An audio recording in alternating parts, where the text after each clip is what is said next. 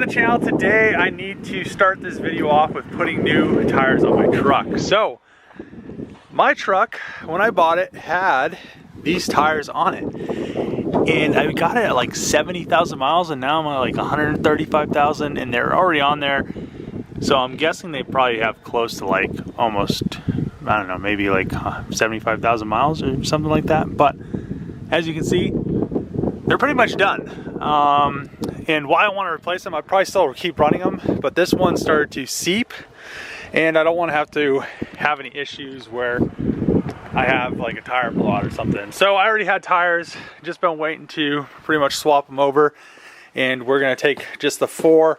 I need to get a new steering and a track bar, so I'm not gonna put the front ones on yet because I don't want to ruin 2 brand new front tires. So we have to send these old tires off the right way and then head over to the tire shop to put these brand new meats on there.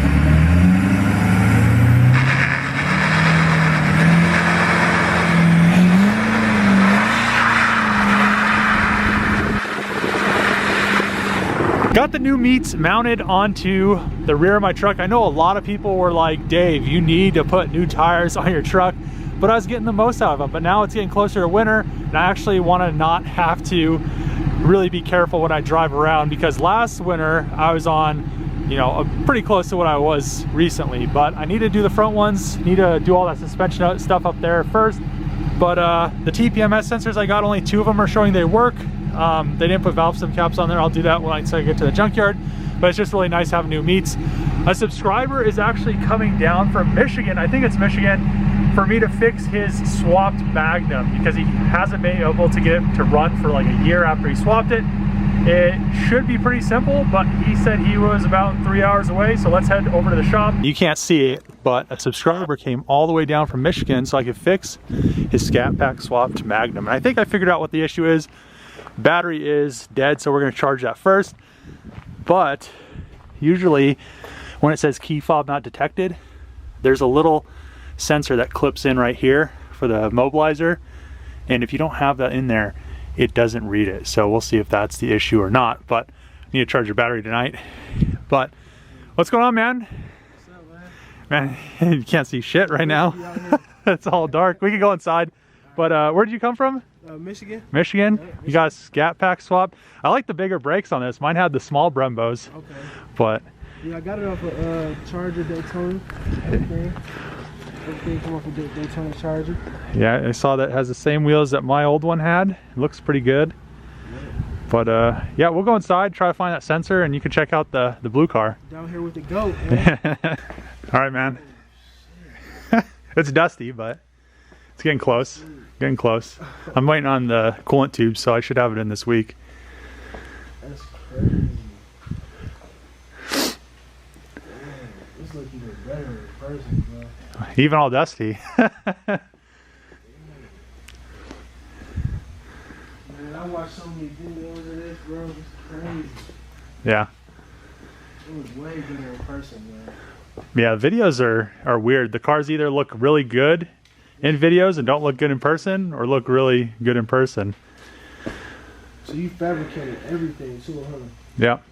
This looks real nice, man. For real. Yeah, there's the front subframe right there. It's on the ground in front of it. Okay. That black thing. Okay, yeah, I seen powder coated this, man. I mean, yeah. Yeah, powder coat it. Yep. Mm-hmm. It looks real nice. Hood and everything. Thanks. I have a red-eye hood for it. That's why I was saying that. I have a spare hood. It looked better in person, to be honest. This looked crazy. Like they guys should have really came out with this for real. Yeah. No, I think it'll trick people once I start driving it around. But yeah, let's look for that sensor. I know I have some shit somewhere around here. You really did your thing on this for real, because you took your time with everything. I'm talking about you painted. Oh wow. Yeah, it's all brand new. This is real nice, man. Thanks. Oh yeah, this is nice. Got a battery with some juice in it, and then this is the sensor that he was missing. So this just pretty much, if this isn't plugged in, your car will show that what does it say? It says Key like fob not detected. yeah, key fob not detected. So He's gonna go get the key fob and it should fire up. If not, it's probably just another one of those sensors. The brake pedal sensor wire was actually cut, so I'm going to solder these back together. And then this sensor goes in here. Right here, it goes up on the pedal sensor. And then if that's not connected, it doesn't know you're pressing the brakes, so it won't start the car. The pedal sensor was also broken. I had one sitting around, so we're gonna throw this in and we should be good now. To swap out these brackets, this bracket has the brake pedal sensor, position sensor mount, and the stock one doesn't, as you can see there. Brake pedal is now fixed. It has a sensor on there. Sensor is in the correct position. As you can see, when you depress the brakes, it moves. We're all wired up. Gonna try to fire up and see what happens. Where's the key at now? Got the key. I think we have the battery plugged in. All right, press brake. Still says key fob not detected though. I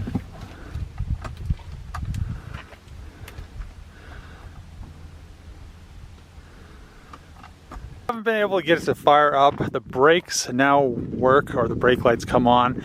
So that circuit is working, and it doesn't show that the key fob is not detected. So it technically should work, but there were some wires that were cut and touching, and I think either the body control module might be fried or an ECU might be fried. I have a Hellcat ECU. I'm kind of afraid to plug it in, but I guess we'll try it and see if it goes in accessory. I tried swapping the Hellcat ECU in there and didn't do anything. I'm guessing that the body control module is just shorted out, which is a possibility. There's a bunch of wires in the back for the brake lights that were touching. Finally got the brake lights working, and then it just doesn't go past it doesn't go into accessory. It just goes, you know, some stuff lights up, but it doesn't do it like before he left his house. So you'll get it running. Yeah, it's gonna be probably a body control module. Who knows how far it is out from Dodge. New day, what we're gonna do now is take this over to the Dodge dealership. Since it has the antenna in it now, the brake pedal is properly wired, and a bunch of other things are connected, and try to have the key fob programmed and have them scan the body control module and some other modules which I cannot scan with my scanner without it going into accessory. So if your key fob, supposedly if your key fob isn't programmed, it won't go into accessory or to run, which I knew it wouldn't go to run, but I always thought it would go into accessory. But I guess it kind of makes sense, because then if you go into accessory, you can get it out of park.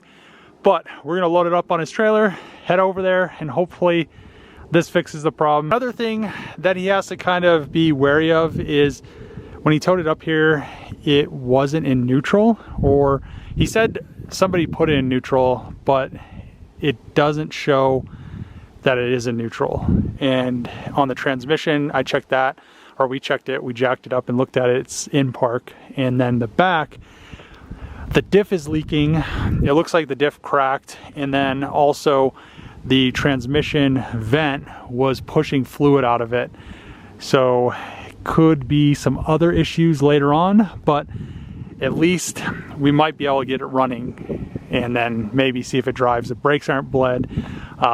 You know, the gas pedal still isn't connected. That's pretty much something that he's gonna have to do, is pull the whole dash out to be able to get to those wires. It's pretty much to the point where it would be easier to, like I recommended to him, was to get a brand new engine bay harness, which has the gas pedal, and then a brand new interior harness, because there's a lot of stuff that's cut up, and it would just make things so much more easy and simple to, you know, finish this swap up properly. Got the Magnum loaded up, gonna head over to the Dodge dealership, try to program a key and see if any of the modules are bad. Just got over to Dodge with his Magnum. We're gonna go into service and see what they say. These trailers are super sketchy. They come in handy, but really sketchy. So they're trying to program the key, and we'll see if it starts up. So we got a bunch of top secret Dodge wiring diagrams that we're gonna try to figure out if we're getting B+ on the bus. I probed the ECU plug, and we got 12 volts between the two pins, and then the CAN bus negative worked, but the CAN bus positive wasn't working. So I'm gonna try a few more other things to see if we can get power to that, because without power to that, that's probably why the ECU isn't communicating to the rest of the car to get it to go into ignition run. Try this one last thing. So this is a CAN bus it has resistors in it. It's like a hub, and his on the passenger side is missing the cover, and there's all kinds of metal and stuff over there. So if they would ground, you can see all the bare metal, it could short it out, which is what it seemed like, because one of the CAN bus circuits going to the ECU was not reading. Plugged in, and still nothing. Let's plug this other one in.